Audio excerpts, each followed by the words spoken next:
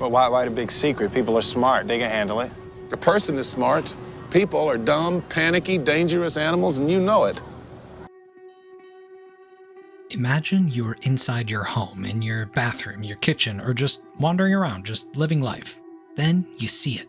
Movement.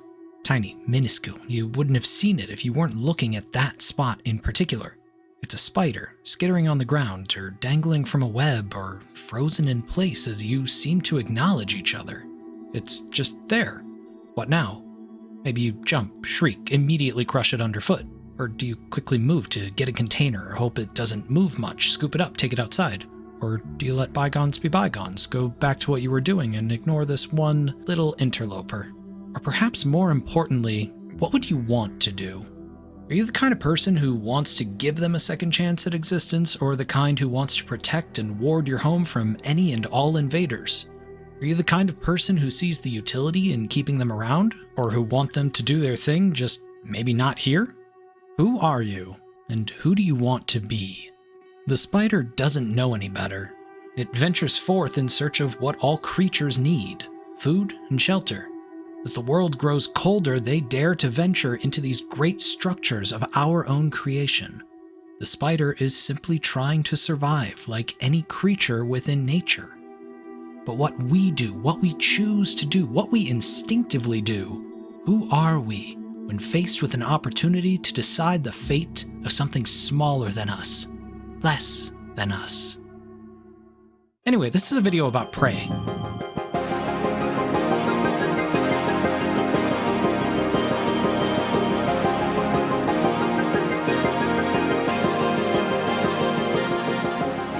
Prey, for the uninitiated, is an immersive simulation, or immersive sim, game from 2017. In immersive sims, like Deus Ex and System Shock, players are given a wide range of tools to solve various problems, but they may only have access to a few tools at a time. This restriction gives way to a sense of self-direction and ownership in how you can approach the various problems. Maybe you get really good at hacking terminals and doors, or you take a bunch of points in raw strength to physically move objects. Or do you invest in items that help you traverse the world and subvert the need for such skills? Immersive sims are all about choices, choosing your upgrades, your preferences, your playstyle.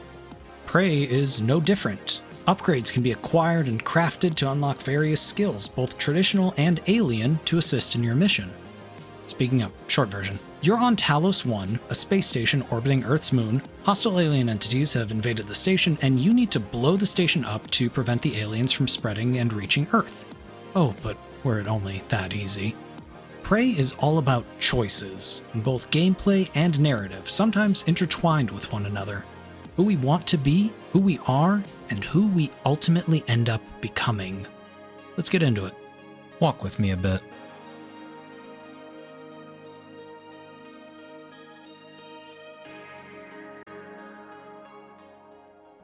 Good morning, Morgan.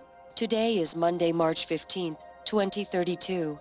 Prey opens with an Earthside helicopter ride to a TranStar building where Morgan Yu, the player character, is off to meet their brother, Alex Yu, for some testing before they can launch to Talos 1. Just do whatever comes natural. Don't overthink it. It's all really simple stuff. Move some boxes, hide behind a chair, jump over a short wall, and complete a personality test. The final personality test is remarkably mundane in the grand scheme of things. Do you prefer the familiar or desire the new? How do you take your inevitable death? Here's 3 iterations of the trolley problem. What do you do? But the mundanity begets truth. Removed from action, evidence, everything, just asking, hey, what would you do? Gives us a glimpse into Morgan. After all, how much does intent define us? Listen, just be yourself. I'll see you after. Before we have a chance to consider our choices, we get our first glimpse of an unknown threat, a shadowy, spindly creature capable of mimicking inorganic objects like a coffee cup, attacking one of the supervising scientists. Morgan is knocked unconscious by a failsafe gas before waking up on the same day. Good morning, Morgan. Today is Monday, March 15th, 2032. Like a time loop. It's apparent something's wrong, and new messaging and hints from an unknown party direct Morgan to find a way out. It doesn't take long. Morgan finds the walls of the cage they're in and escapes. They learn about the modifications they've been subject to, resulting in memory wipes in order to take these tests over and over again, perhaps with different results than what we were initially capable of. I wish I could show you what I've been working on. The cage has been revealed and the way is open, leading from the known into something else entirely. But why do we venture out? For survival? Something is out there, after all, and the food won't last forever in this facsimile of a home. Curiosity? Something's happened, and ignorance here may be tantamount to death. Revenge? Someone put you in this time loop situation and they need to pay. A compulsive need to know? What happened? Where am I? How did I get here? All valid reasons. I know the test might seem a little unconventional. We explore, push onward in search of whatever it is we seek. Our guide leads us to a strange device referenced in other notes and messaging we've found, a neuromod. It's a small device capable of writing in new skills onto one's mind as though they'd been practicing it for years. There's so much potential. Do you increase your medical knowledge so medkits heal you more? Give yourself the ability to hack machinery? Move more quickly to evade threats? How do you want to solve these problems? Who do you want to be? Soon we're introduced to the main crux of our situation. The aliens, the Typhon, have spread throughout the station. The only way to overcome the threat they pose to Earth is to destroy the Talos 1 station in its entirety, per instructions left by a previous version of Morgan, imprinted onto an operator robot before those memory wipes. But Morgan's brother, Alex, will not relent. There's more to know, more to learn, more to understand before you can make that call. Who do you trust? A snapshot, a literal past version of yourself? Or a person you know who's been with you the whole time? Trusting one leads to assured destruction but safety for all humankind. The other, a more uncertain conclusion, but is it wrong to have all the options on the table? Are we the same Morgan that this imprint is a product of? Who can be trusted in a situation like this? Morgan, I've been wondering if it might be bothering you that you planned your own death. It's a lot to swallow. My advice would be, try not to think about the end. You've been sentenced to death for your actions. How does that make you feel? What's happening? I wish I could show you. We explore further, learn more. The knowledge is quickly pushed aside as we properly face the alien creatures. Mimics, phantoms, technopaths, and more, all under the Typhon umbrella. Since the start, all we have seen from them is destruction, attacking people, leaving them as brittle husks drained of nutrients and more. They ambush, assault, and terminate on sight. Having watched a mimic kill 2 people in close proximity, having been bludgeoned and blasted by a phantom, is it wrong to assume hostility from all of them? Destroy them before they destroy me. The Typhon came from space. They cannot be reasoned with. They don't seem to regard people as people. And yet they can move like us. They take directly from us, not just in nutrient, but in consciousness. They are a form of cosmic horror that feeds on what makes us human. Do they digest it like food, or do they store it like a repository? This is some kind of battery. They parrot us. I used to wish we weren't alone in the universe. Is it a form of communication with one another, of ascendance as they take in what we are? I've been watching them for hours, and I still don't know how many of them are out there. Or is it a bioluminescent trap that hasn't come to fruition yet? Back in the 60s and 70s, the first research teams tried to communicate with the Typhon, but this proved impossible. Their cerebral structures are highly developed and intentional, but somehow unapproachable. They have no speech of their own, no language. They don't even seem to see us. Not like we see ourselves, I mean. I'm generalizing when I say us, of course. I'm not a person. Not like you. It all begs an extremely important question. Are the Typhon an entity that won't fathom us, or can't?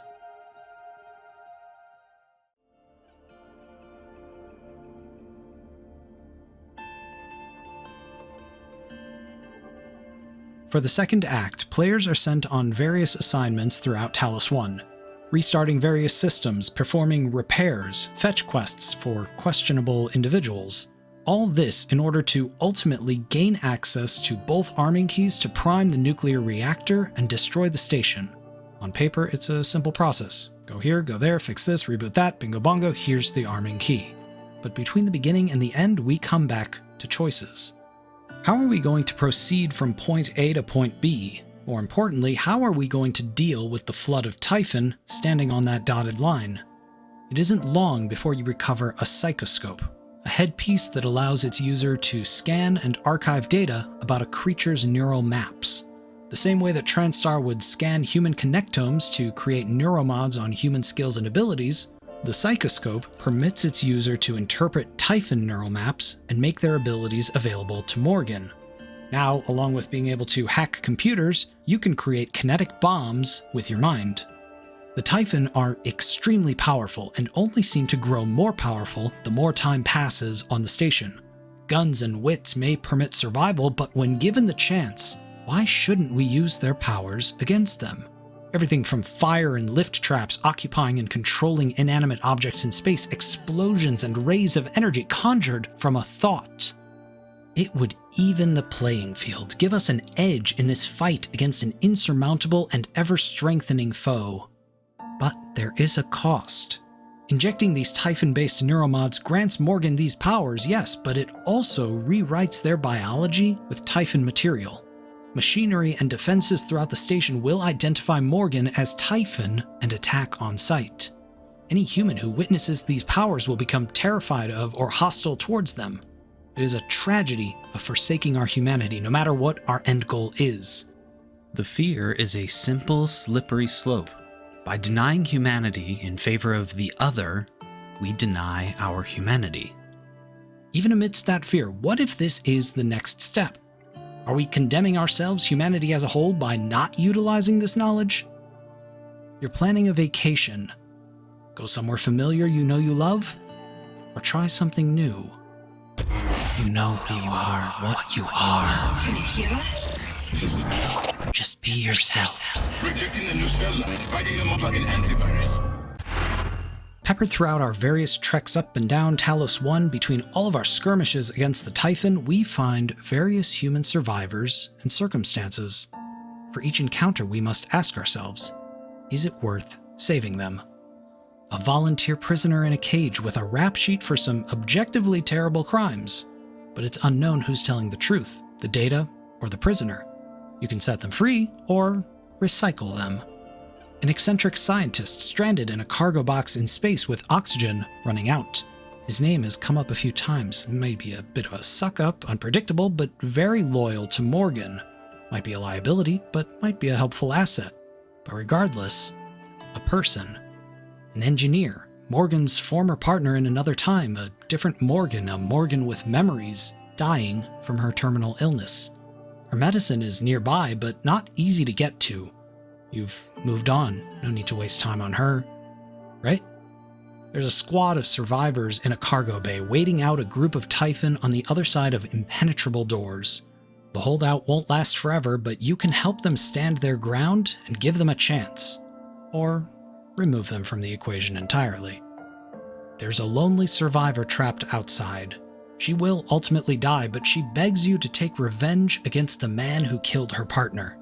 It might take you out of the way, though, and through dangerous areas to track down the killer. This isn't your fight. You have bigger fish to fry. Maybe just let bygones be bygones?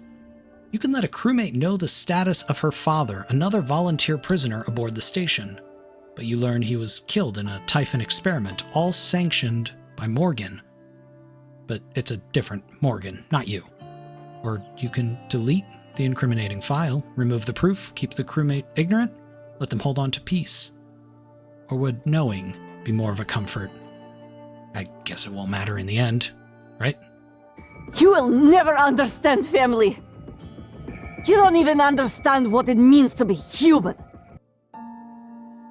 TranStar is even trying to beat you to the punch. They send a professional cleaner in with a small army of military operators to sterilize the station of both Typhon and human creatures. If he succeeds, he'll have jumped the clock a bit for the other scientists aboard and will perish in the ensuing destruction. If he fails, No one's immune to a nuclear meltdown. Removed from the pleas of people, you can scuttle a ship that disembarked 30 minutes before the Typhon outbreak alarm sounded. It will touch down in Seattle in a few minutes if left to its own devices. But it might have Typhon organisms stowed away. Keyword, might. Do you take the risk, allowing the shuttle to land and risking the lives of many? Or do you make the call, obliterating the few but having to own that you made that decision? A runaway train is bearing down on 5 people who are tied to the track. You can cause the train to switch tracks, but there is one person tied to the second track. You know how this ends. No, nothing that interferes with memory formation. All of this cycles back to the overarching main objective: destroy the station. It's pointless to save them if you're going to blow it all up. Is it cruelty to prolong the inevitable? Would it be mercy to let them fade before the station is destroyed, or to await it together? Is there any mercy in the deaths of these people? Will you personally do harm, or simply allow harm to happen? These things, these intentions, before long, will be lost like wicks in a wildfire. Most of these situations are a more cyclical problem. People are on the track, and there is a lever to switch the train's trajectory. The other track does not have another person on it, but it will meander for a time elsewhere, away from the people. In the end, it will reconnect with the main vein, killing the people on the tracks. It's just a matter of when. So, what do you do? End their suffering or delay it? The end result is the same. It has to be. Or did you forget why you're here?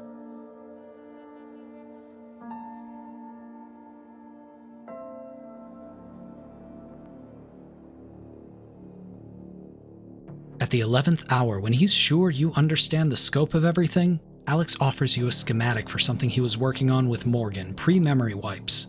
A prototype null-wave transmitter. Morgan has been using null-wave transmitters throughout the story so far. They're devices designed to blast out a dampening field, rendering any number of Typhon organisms incapable of using psionic abilities, like an EMP or electromagnetic pulse for brain powers. The prototype null-wave transmitter is designed to latch onto the brainstem of the Typhon within the coral, a visible neural network for the Typhon.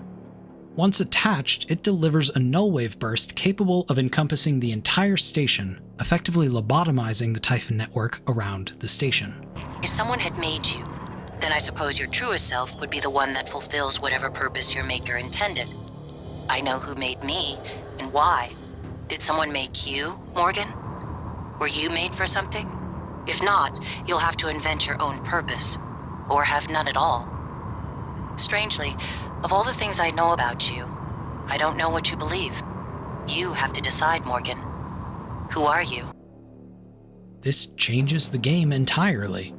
Now, among your decisions so far, you are given another choice. You can save everyone, everything. The survivors can live. You can retain the knowledge of what you've discovered and learned instead of sending it all up in flames. But is that better? Easier? Will this just cut off a limb of the Typhon network? How long before they return? Is that a chance worth taking? Or do you maintain the course that you yourself laid out and destroy the station? Take all of the information, the knowledge, the awareness of what is going on in both data and people, and snuff it all out. Perhaps obliteration will save the collective and you can simply own your choices and await the inevitable. Or do you try to escape yourself, leave the others to their fate? Is it selfish or survival, even when you're the one pulling the lever? Do you try to bring others with you, even though that's a riskier maneuver? It will require more planning, more pieces to fall into place. It will give the Typhon more time to grow, to spread. And the Typhon... Are you condemning an entire species to extinction by destroying the station? How interconnected is the network? Will the explosion destroy all of them everywhere? Will it destroy anyone's chances of planning for other Typhon if they're out there in the stars? Is it safer to maintain the course, to continue researching, planning, preparing, even when that's how we got to this point in the first place? When you hold the fate of people, knowledge, and the unknown in your hand, what do you do?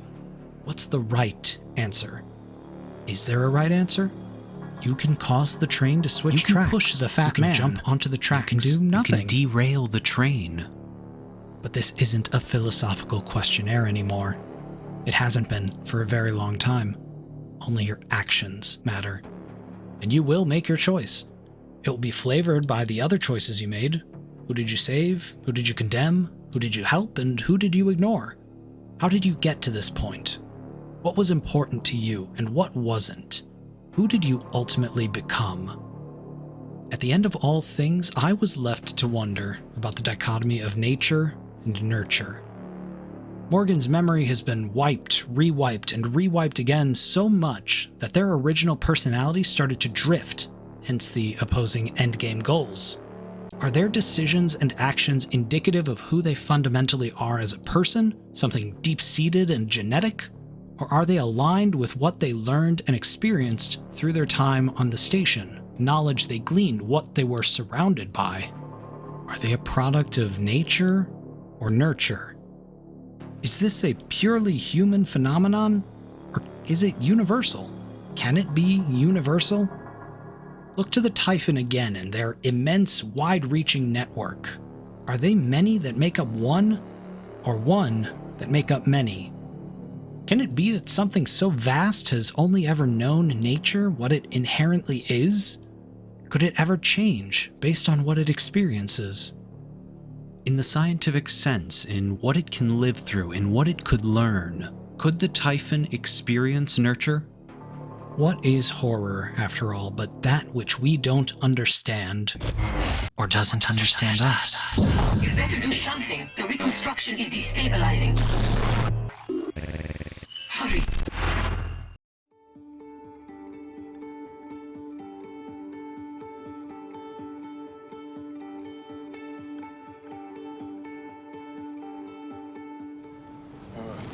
But why the big secret? People are smart. They can handle it. The person is smart. People are dumb, panicky, dangerous animals.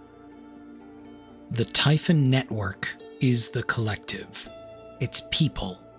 Like us, it sees a threat, it sees an unknown, it jumps to eliminate it. Destroy them before they destroy me. But isolate part of it from the network. Maybe you have a person. A person can be reasoned with. Maybe. Think about science and research, about how we have studied things so much smaller than us, come to understand and appreciate them and all they can do. How much does our treatment of a creature change when we understand the creature even just a little bit more? Think about our lives, our individual actions. When I see a spider crawling around inside, I love to just watch them for a bit. If I'm lucky, I see them while they're spinning a web. Fascinating creatures capable of great function that we perceive as art. Beautiful, tiny, skittery little artists. In more temperate seasons, I'll get an empty container, box them up, and take them outside. Sometimes it's a little dance we do. They don't understand what I'm doing, even if I know I mean them no harm. It's not a death sentence like crushing them would be. Maybe they'll find their way back inside, but that's for the future. We'll do our musical number again if we run into each other. Colder seasons, I'm wont to let bygones be bygones. You live your life, I'll live mine, and hopefully you don't become a statistic that I accidentally swallow while I sleep. The correlation between understanding and treatment may not be universal. There are, in a sense, hundreds of starfish and miles of beach. For the one creature we save or spare or throw back into the sea, it makes all the difference in their world. Now, imagine you're in a home, in a bathroom, a kitchen, or just wandering around, just living life. Then you see it, or maybe you feel it first. Movement. Grand, vast, it's impossible to miss. A creature, immense and infinite next to you, stamping about its corner of the earth, coming to grab food from the cold box, or frozen in place for just a moment as you seem to acknowledge each other. They stand there. What now? Maybe you try to retreat, skitter away where it can't reach you. Do you try to evade it, hoping to find safety at another time when it has lost track of you? Or do you stay frozen, hoping for mercy, hoping it doesn't just notice you, but that it sees you and doesn't end your existence without a second thought? What do you hope for when faced with something infinitely greater than you in ways you cannot comprehend?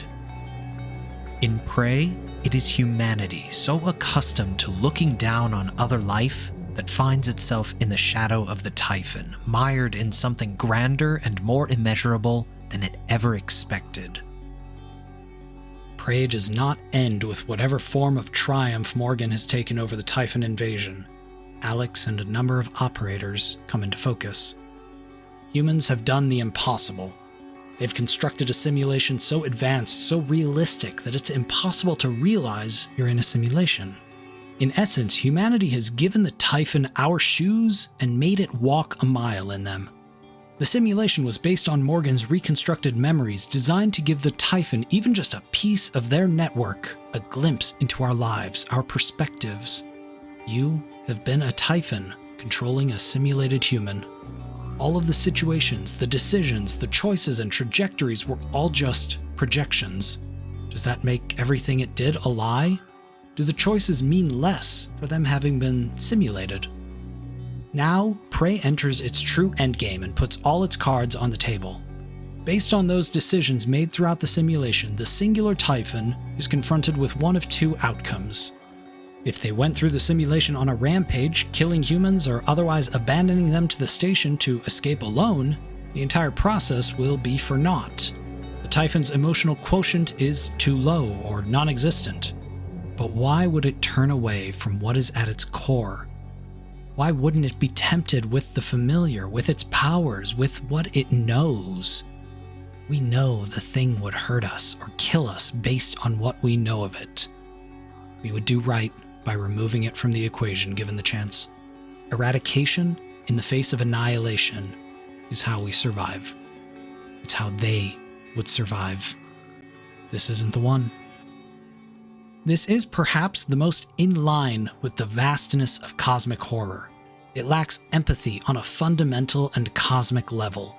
It does not and will not understand us. It simply is, and we are simply near it while it is. It is cosmic, and it is unknowing. It doesn't see us. We are spiders to be crushed underfoot and not given a second thought. But if the Typhon creature went through the simulation and repressed its instincts, chose to interact with and help humans, showed a modicum of empathy, then we proceed. We spent years trying to put what you can do into us. We never tried putting what we can do into you. Until now. Did it save Dr. Igwe from his box in the middle of space? Venture into a dangerous area to recover the mental imprint of a famous pianist simply because he asked? Did you ensure the safety of other people aboard the station by convincing the cleaner to help others escape? You didn't need to do any of that, but maybe you did. Maybe you chose to, even if it didn't serve the overall mission. Did you spare the prisoner earlier, despite what they were accused of? Did you believe the individual or the collective? What about Michaela? Did you get her medicine from her office, necessitating a dangerous spacewalk? Recover the data file on her father's status? Shared it with her, even as it incriminated you or a past you for condemning him to death? Does weighing the option of awareness and ignorance mean that the Typhon is considering the emotional ramifications of both?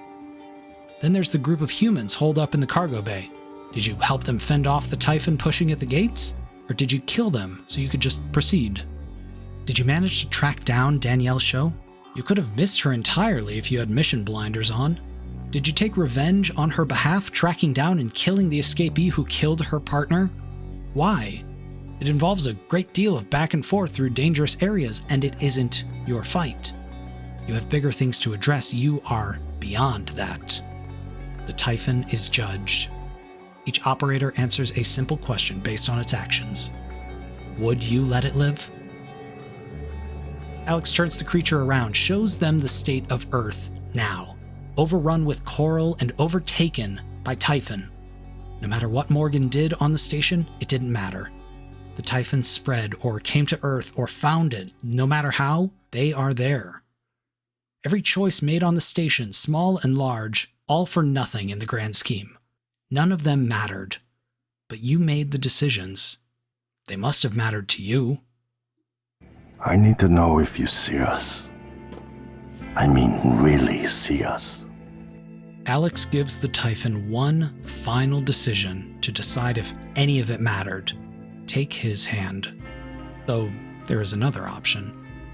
Even after having gone through the motions, made the decisions, learned the truth, the Typhon can choose to realign with its nature. Once the blinders are removed, it remembers what it is. The simulation was a dream, nothing more, nothing mattered. Perhaps it manipulated the process, walking as a facsimile of a human so it could be free and rejoin the network. We skittered too close. It will not understand us. It will not see us. It has chosen to close its eyes and stomp. But then why would a creature infinitely greater than us decide to go against its nature, to stand against its own kind in whatever way it can? Why would it venture out from what it knows, from its own preordained understanding? Curiosity? A compulsive need to know? Does it understand now? Is the Typhon capable of empathy? Maybe not entirely, but enough. It has seen things from our perspective, lived a day on our web. It has chosen to see us, even after zooming back out to what it knows. The Typhon can move forward with Alex and humanity into whatever is next for two intertwined entities. Prey is a game about choices, distilling down to one main question asked in 100 different ways. How do you proceed? Do we stick with what we know, or do we try something new? How do we cope in the face of the inevitable? What is the value of a human life against progress? In our lives, we see the spider and we act accordingly. In Prey, we are the spider, and all we can hope is that the Typhon, an entity greater and vaster than we can fathom, will choose to ultimately see us. Whether it comes from pity, kindness, mercy, or something else entirely, we can only hope to be seen. And maybe this branch can convince the rest of the network that we are not to be feared, obliterated, or consumed. Coexistence is possible. Who hasn't watched a spider accidentally skitter to the center of the open floor? Maybe they were just lost. Maybe we were just lost. I keep having this dream. I'm just staring into the black between the stars. There's something there. I know there is. I just can't see it. But it sees me. A change in perspective can change the outcome in the face of the unknown. Just as we strive to make the unknown around us known, maybe it would help something of that magnitude see us, to make the unknowing know. Maybe all they need is a mile in our shoes.